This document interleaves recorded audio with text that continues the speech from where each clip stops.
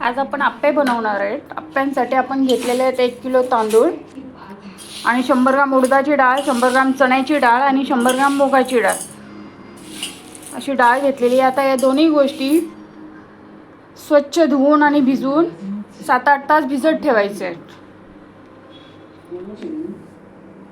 करायला घेऊयात। आप्प्यासाठी डाळ तांदूळ भिजत घातले होते ना सकाळी, ते रात्री वाटून घेतले मिक्सरला आणि रात्रभर फर्मेट करायला ठेवले। आता फर्मेट झाल्यानंतर त्यामध्ये एक मोठा कांदा, कोथिंबीर आणि मीठ घातले आणि ते मीठ घालून मिक्स केलेलं।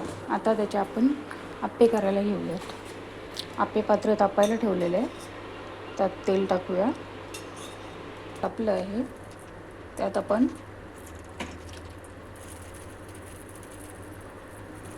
बॅटर टाकू।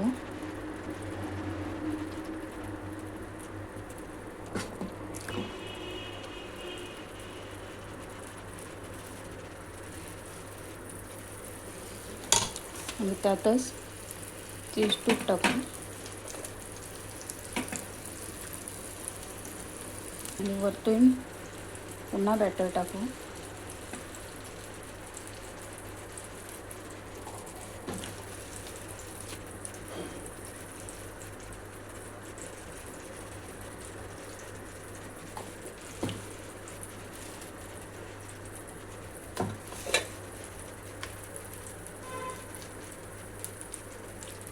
आपले चीज अप्पे तयार आहेत।